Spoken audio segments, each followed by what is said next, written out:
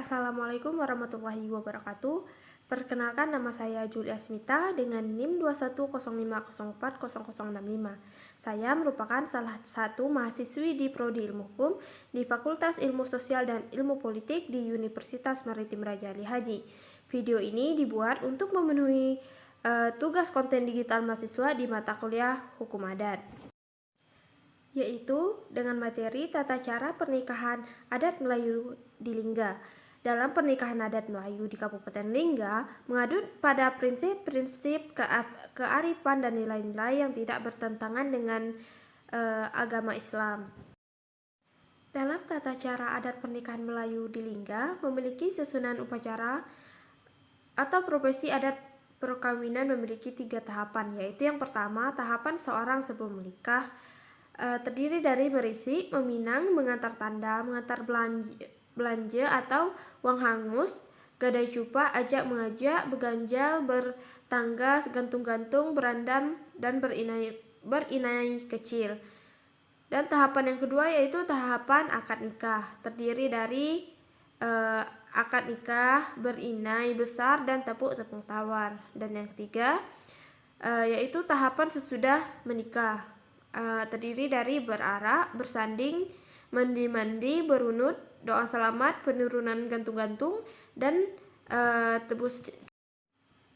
Di dalam tahapan sebelum menikah ada yang disebut dengan merisi.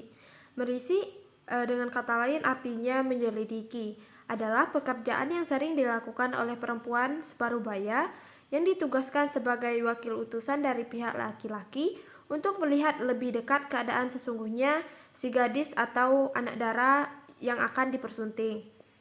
Yang kedua yaitu meminang. Pada waktu meminang, yang ikut pergi meminang biasanya berjumlah 5 orang, 2 laki-laki, 2 perempuan, dan 1 orang lagi merupakan pimpinan rombongan perundingan dalam acara pinang meminang.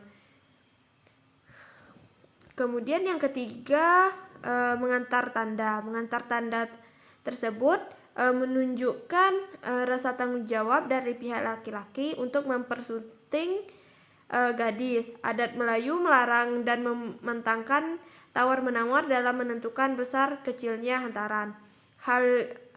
Dalam mengantar tanda, hal-hal yang harus dibawa pada saat mengantar tanda yaitu tepak sirih lengkap beserta isinya, bunga rampai, cincin, dan seserahan seperti kain yang dibentuk merak atau bentuk lainnya, dan buah-buahan serta seserahan tambahan lainnya. Yang keempat yaitu mengantar belanja atau uang hangus. Mengantar belanja berarti pihak laki-laki harus mengantar biaya dan barang-barang keperluan acara pesta pernikahan sesuai dengan kesepakatan antar keluarga dan berdasarkan kemampuan dan keadaan ekonomi pihak laki-laki. Gadai cupa. Gadai cupa adalah kegiatan menyerahkan cupa atau dengan kata lain sukatan beras sebagai jaminan pinjaman yang pada saat tertentu akan ditembus kembali. Maksudnya adalah untuk menghindari segala macam yang tidak diinginkan seperti kekurangan hidangan, barang pecah belah, dan lainnya. Yang keenam yaitu ajak mengajak. Maksud dan tujuan mengajak adalah untuk membantu bergotong royong membuat bangsal seperti katam, berzanggi, mencari kayu api, dan segala hal yang perlu disiapkan. Yang ketujuh yaitu beganjal. Beganjal sama dengan istilahnya dengan gotong royong, biasanya ramai kedatangan sanak saudara dari pihak perempuan maupun tetangga-tetangga yang membantu persiapan acara pernikahan tersebut. Yang ke-8 yaitu bertanggas. Manfaat bertanggas ini adalah untuk mengeluarkan serta menghilangkan bau keringat untuk mengharumkan dan menyegarkan badan calon pengantin perempuan. Yang ke-9 yaitu gantung-gantung. Menggantung adalah profesi serangkaian acara penggantungan. Yang digantung terlebih dahulu adalah tabir. Yang ke-10 yaitu berandam. Berandam merupakan kegiatan mencukur bulu roma. Pada hakikatnya adalah membersihkan lahiriah untuk menuju kebersihan batiniah. Berandam dilakukan oleh tukang andam. Yang terakhir yaitu yang ke-11 yaitu berinai kecil. Berinai kecil atau disebut dengan curi inai maksudnya adalah untuk menginai calon pengantin laki-laki dan perempuan sebelum waktu diinaikan.